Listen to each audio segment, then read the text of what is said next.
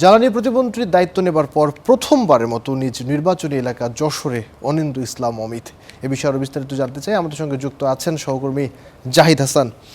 জাহিদ, অনিন্দ্য ইসলাম অমিত তো যশোরে বেশ জনপ্রিয় একজন নেতা এবং দীর্ঘদিন ধরে তিনি এই নেতৃত্ব দিয়েছেন।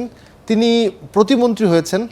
যশোরের তার যে আসনের সাধারণ মানুষ ভোটার তাদের উচ্ছ্বাস কেমন, এবং অনিন্দ্য ইসলাম অমিতের সাথে আপনার কথা হয়েছে কিনা, তিনি কি প্রতিক্রিয়া জানিয়েছেন? যে আবির যে অনিরুদ্ধ ইসলাম আমির যশোর সার্কিট হাউসে ইতিমধ্যে পৌঁছেছেন, ঢাকা থেকে যশোরে পৌঁছেছেন। মূলত যে তার আগমনকে ঘিরে নেতাকর্মীর এক ধরনের উচ্ছ্বাস রয়েছে, কেননা তিনি যে প্রতিমন্ত্রী হবেন বা মন্ত্রী সবাই যে তিনি সদস্য হবেন সেটা যশোরবাসীর একজন প্রত্যাশাই ছিল। কেননা তিনি তার যে সংগ্রাম, দীর্ঘ নির্যাতনের পর তিনি দল থেকে মনোনয়ন পর তিনি এমপি হয়েছেন। এমপি হওয়ার পর দল থেকে মূল্যায়ন করে প্রতিমন্ত্রী হয়েছেন। ফলে যশোরবাসীর এক ধরনের উচ্ছ্বাস উদ্দীপনা দেখেছি। সকাল থেকে নেতাকর্মীরা তাকে বরণ করে নিতে সার্কিট হাউস সহ বিমানবন্দরে আমরা দেখেছি উপচে পড়া ভিড়। নেতাকর্মীরা সকাল থেকে তার ফুল নিয়ে তাদের যে নেতাকে ফুল দিয়ে বরণ করবেন বলে আমরা দেখছি। নেতাকর্মীদের উচ্ছ্বাস উদ্দীপনা রয়েছে। রমজান মাস, তারপরে সকাল থেকে তারা রয়েছে। মূলত তিনি 2 দিনের যে রাষ্ট্রীয় সফরে এসেছেন নিজ আসন, তিনি সদরের মূলত সংসদের আসনের এমপি ছিলেন। মূলত তিনি 2 দিনের এই কর্মসূচিতে অংশগ্রহণ করবেন। আজ দুপুরে বিদ্যুৎ বিভাগের সাথে তার যে মন্ত্রণালয়, সেই যশোরের যে বিদ্যুৎ বিভাগের সাথে তিনি মত বিনিময় করবেন। এছাড়া ওলামা দলের যে নেতা কর্মীরা রয়েছেন তাদের সাথে ইফতারে তিনি অংশগ্রহণ করবেন। সব মিলে যে নেতা কর্মীরা মিলে এক ধরনের উচ্ছ্বাস উদ্দীপনা আমরা দেখতে পাচ্ছি। আপনারা সকাল থেকে কি জন্য অপেক্ষা করছেন এবং তার কাছে কি প্রত্যাশা করেন? আমরা আমাদের প্রিয় নেতা জনাব অনিন্দ্য ইসলাম অমিত আমাদের যশোরের গর্ব। যশোরের সকল শ্রেণী, ধর্ম, বর্ণ সকল পেশাজীবী মানুষের আস্থার স্থল। আমাদের নেতা, উনি প্রিয় নেতা অনিন্দ্য ইসলাম অমিত প্রতিমন্ত্রী হয়েছেন। আমরা তাতে খুশি। আমরা তার কাছে এই প্রত্যাশা করি, এই আশা রাখি, তার মাধ্যমে এই যশোরের সকল কর্মকাণ্ড পরিচালিত হবে সুন্দরভাবে এবং সকল উন্নয়ন কাজ তার মাধ্যমে হবে। এবং যশোরের মানুষ আমরা সকলে এখানে আসছি তাকে এক নজর দেখার জন্য, তাকে শুভেচ্ছা জানার জন্য। বিদ্যুৎ ও জ্বালানি প্রতিমন্ত্রী যে 2 দিনের যে সফরে এসেছেন, সেটার যে আজকে বিদ্যুৎ বিভাগের সাথে তিনি মত বিনিময় করবেন এবং আগামীকাল স্থানীয় রাজনীতিবিদ এবং তার যে দল রয়েছে বিএনপি নেতা কর্মী সহ যে প্রশাসন এবং বিকালে সাংবাদিকের সাথে মত বিনিময় ইফতার মাহফিলে অংশ নেবেন বলে আমরা জানতে পেরেছি। এই ছিল যশোর থেকে সর্বশেষ। আবির। ধন্যবাদ জাহিদ। আমরা এতক্ষণ ধরে যশোরে যুক্ত হয়েছিলাম আমাদের সহকর্মীর সঙ্গে। সেখানে বিদ্যুৎ প্রতিমন্ত্রী অনিন্দ্য ইসলাম অমিত তিনি প্রথমবার নির্বাচিত হওয়ার পরে যাচ্ছেন, সেখানকার উচ্ছ্বাস উদ্দীপনা আমরা দেখছিলাম এতক্ষণ। এদিকে লক্ষ্মীপুরে জেলার বিভিন্ন পর্যায়ের কর্মকর্তাদের সঙ্গে মতবিনিময় করছেন পানি সম্পদ মন্ত্রী শহীদউদ্দিন চৌধুরী অ্যানি। বিস্তারিত জানতে এই মুহূর্তে সেখান থেকে যুক্ত হচ্ছেন সহকর্মী নাজমুস সাকিব। আমরা তার সঙ্গে একটু কথা বলতে চাই। সাকিব, লক্ষ্মীপুর সার্কিট হাউসের সামনে আপনি রয়েছেন এই মুহূর্তে। শহীদউদ্দিন চৌধুরী এনি কোথায় রয়েছেন, আজকের দিনের কর্মসূচি তার কি, এবং তার যে এই যে শপথ নেবার পরে মন্ত্রী হবার পরে তিনি আসলেন, সাধারণ মানুষ, তার ভক্ত, অনুরাগী, সমর্থক, কর্মী, তারা আসলে কি বলছেন? আবির, আপনাকে ধন্যবাদ। আসলে পানি সম্পদ মন্ত্রী শহীদউদ্দিন চৌধুরী অ্যানি যখনই পানি সম্পদ মন্ত্রীর ঘোষণা পেয়েছেন তখন থেকে কিন্তু লক্ষ্মীপুরের মানুষের মাঝে বেশ উচ্ছ্বাস দেখা দিয়েছে। এবং কি সেই ধারাবাহিকতায় গতকাল রাত 11টায় শহীদউদ্দিন চৌধুরী অ্যানি এই লক্ষ্মীপুরে এসেছেন। আসার পর থেকে কিন্তু মানুষের মাঝে আরো বাড়তি যে উচ্ছ্বাস এবং উদ্দীপনা সেটা কিন্তু দেখা গিয়েছে। বিশেষ করে রাতে 11টা বাজে তিনি আসলে কিন্তু তখন দলের নেতাকর্মীরা সহ বিভিন্ন শ্রেণী পেশার তাকে ফুলেল শুভেচ্ছা জানিয়েছে। তারপর থেকে কিন্তু আজকে সকালে তার যে কর্মসূচি ছিল সেগুলো কিন্তু ধারাবাহিকভাবে চলমান রয়েছে।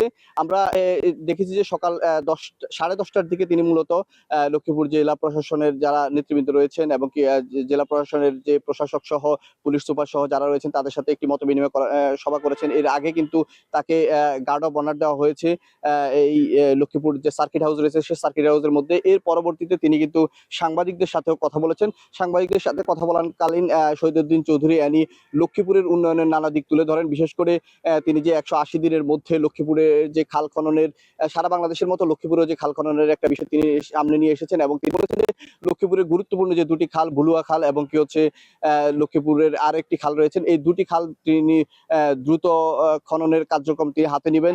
এর বাইরে হচ্ছে যেহেতু মেঘনা বেষ্টিত এই লক্ষ্মীপুর পুরো জেলাটি, সেহেতু মেঘনা বেষ্টিত এলাকা হওয়ার কারণে লক্ষ্মীপুরের বিভিন্ন জায়গায় তিনি এই যেহেতু তিনি পানি সম্পদ মন্ত্রী, সেহেতু তিনি এই বিষয়গুলোকে গুরুত্ব দিয়ে এই কার্যক্রমগুলো করবেন। এর বাইরে হচ্ছে লক্ষ্মীপুরের বিভিন্ন শ্রেণী পেশার মানুষ এসে কিন্তু এই বিভিন্ন এই যে এখন যেহেতু এখানে আছে, এখানেও এসেও কিন্তু অনেকে, বিশেষ করে মুক্তিযোদ্ধাদের পক্ষ থেকে এবং কি হচ্ছে সাধারণ মানুষের পক্ষ থেকে তাকে ফুল শুভেচ্ছা জানিয়েছে।